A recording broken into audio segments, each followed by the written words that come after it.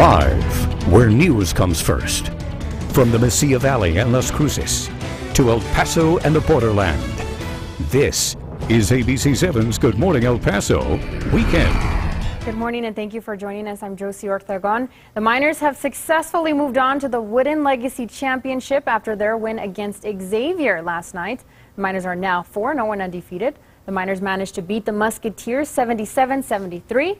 And again, the Miners now advance to the Wooden Legacy Championship tomorrow night on ESPN2. Moving on to storm track weather now, let's get a look at your first forecast with storm tracker Dan Martinez. And I hear a nice day is in store for today, Dan. Most definitely. It's going to be a nice day to be outside. Maybe just go to the park and just, take a nice walk outside. But right now it's still a little cold out there. We're at 41 degrees right now at the El Paso International Airport. Calm winds right now. The humidity at 41%. Las Cruces, we're at 45 degrees. Calm winds for us. And then notice we do have the calm winds across the entire region for the most part. Guadalupe Pass being the exception. By the way, just to put things in perspective, yesterday we hit a high of 69 degrees. We'll be a little warmer than that, and you'll see that here on our day planner forecast. 67 degrees at noon, and our high of 71 will happen right around 2 o'clock today. And before we go, I want to show you a look from our ABC7 studios, a live picture for you this morning. And you see no clouds in the sky and really no wind to speak of either this morning. We'll get to all the details on the next 7 days for you coming up in my full forecast. Josie? Thanks, Dan. New this morning, an alleged Mexican drug cartel member wanted by the Drug Enforcement Administration is now in custody. That's according to the El Paso Times. He's Enrique Arvayo Talamantes. He was wanted on drug charges. Mexican officials accuse him of several killings. His nickname is El Junior. He was arrested in Chihuahua City this week. He was associated with several drug cartels, including the Sinaloa cartel. Businesses saw a boom in Black Friday gun sales. Shoppers stood in line to pack heat. The FBI says nearly 3 times as many people will buy guns on Black Friday than any typical day.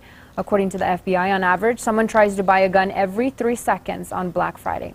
Shop owners say guns have been firing up, but not everyone will get the gun they want. A background check must be processed within 3 days. While the FBI and others will work overtime to get that done, more than 500 people a day will not get approved.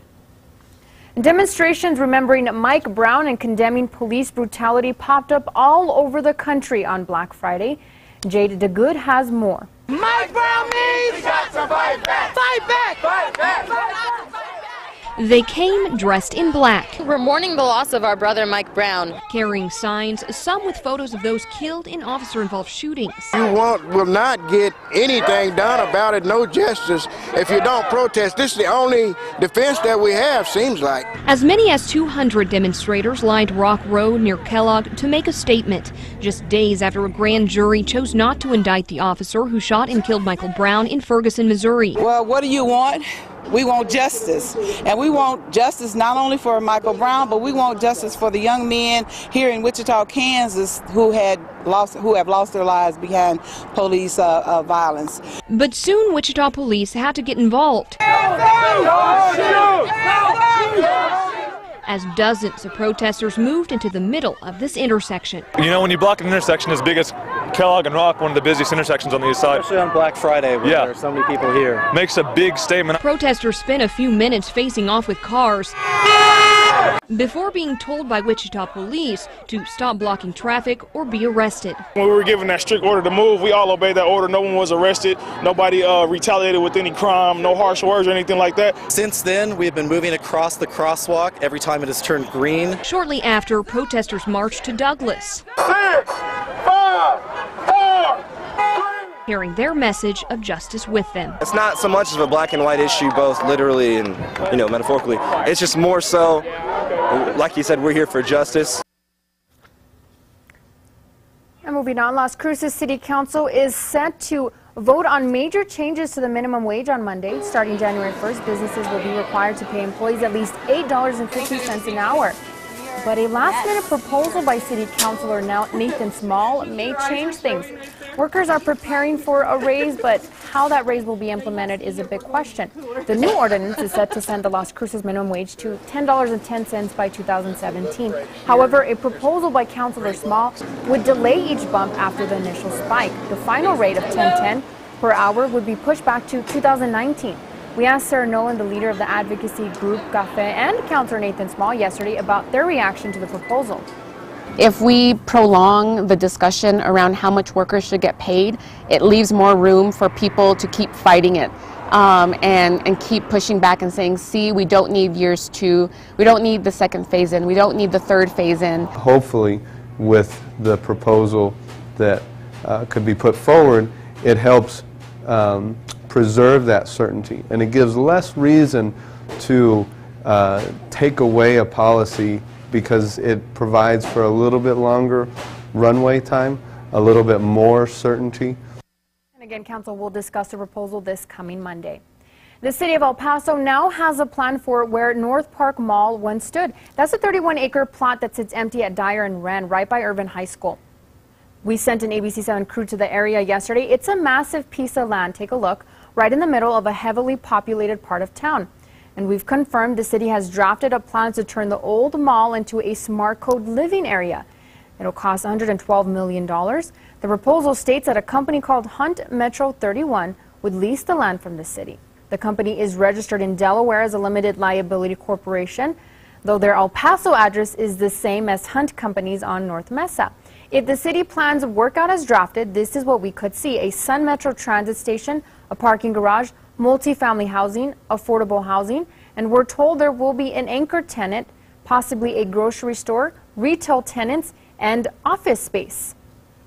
And these renderings from the city's website show what the area could look like. It's smart code development similar to Montecillo in West El Paso. The idea is people live and shop in the same area. Proponents say it's better for the environment and convenient for those who live nearby. And City Council is expected to decide whether to work with Hunt Metro to redevelop the area during their upcoming session on Tuesday. And moving on, lovers of desserts, get your recipes ready. It's pecan season in the borderland. We're able to catch up with a local pecan farm to find out how this harvest is coming along. Take a look. We got plenty of nuts on the trees right now. This harvest, Guadalupe Ramirez when they're close, only the pecan will come through as it's tumbling. is optimistic about the price of the Ramirez Farm's pecans. Well, right now we're waiting to see what the price is going to be. The price hasn't come out yet. It might go a little higher this year. He says Georgia and Mexico are usually the first to export their pecans, but too much rain there hurt the crops. From what I understand, they're going to be having a hard time fulfilling contracts. Which means he and other borderland pecan farmers can bump up their prices. Customers don't have to worry yet. They probably won't see a price hike until next year. He anticipates his 300 pecan trees will yield 20 to 30,000 pounds of nuts. They're just waiting to go into the final process, which is inside with the ladies. Harvested by workers, helped by machines, and even plucked by pecan lovers who want the experience of picking their own pound. We're just getting started here because of the freeze. We need freezers to get them ready, and it happened already. Ramirez says farmers in the borderland were blessed this year. We got quite a bit of rain, so even though we got less water this year than last year for irrigation, the rain has helped us out. For us, I think it's going to be a good year.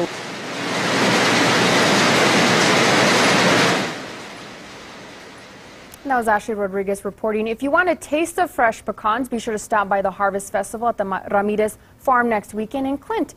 Festivities start at 10 in the morning, and once you get there, you can even pick your own pecans. They're just $2 a pound. And still ahead on a Good Morning El Paso weekend, new plans for Christmas decorations on the east side that caused so much controversy last year. Details coming up. And in Storm Track weather, Dan. Well, we continue to track the possibility of those winds really kicking up for your Monday. We'll take a look at our wind gust tracker coming up next.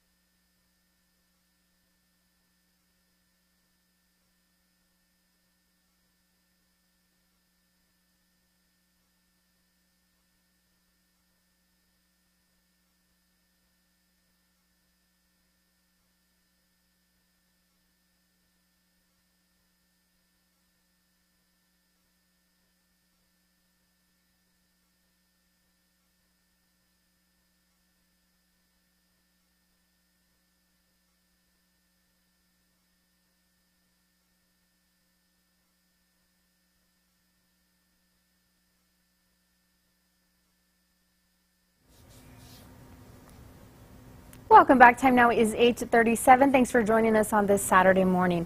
Christmas decorations at One Lower Valley Park will return for a second year with less flair and lowered expectations. That was last year when a $25,000 investment for the Christmas light display at Shaver Park was a disappointment for many. Last year, the city ended up shelling out more than $11,000 of taxpayer money to pick up the costs that weren't covered by donations. City Representative Lily Limon is trying a new approach this year, using $1,000 from her discretionary fund. The expectation's small. We're not coming across flashy. We're not coming across like, oh, this is the biggest event in the city, because it's not. But it's a good way to start a tradition. Donated money from organizations like McDonald's, Hyundai of El Paso, and Sierra Providence is making the displays possible. It all starts Saturday, December 13th at 11 a.m. And get ready for Cyber Monday in a few days. It's a popular day to shop online for the holiday gifts. Be sure to avoid crowds, but it opens you up to attacks from scammers and hackers. You can protect yourself with tips you'll find under links mentioned, as well at KVIA.com. And watch out, holiday thieves are on the prowl. Rick Cabrera shares one example next in ABC 7 Listens. Time now is 8:38. Let's take a live look outside, courtesy of our ABC 7 Mountain Cab. A beautiful morning, and it is going to be a beautiful day in the borderland. Dan will have all your details and your full storm track weather forecast coming up next. Stay with us.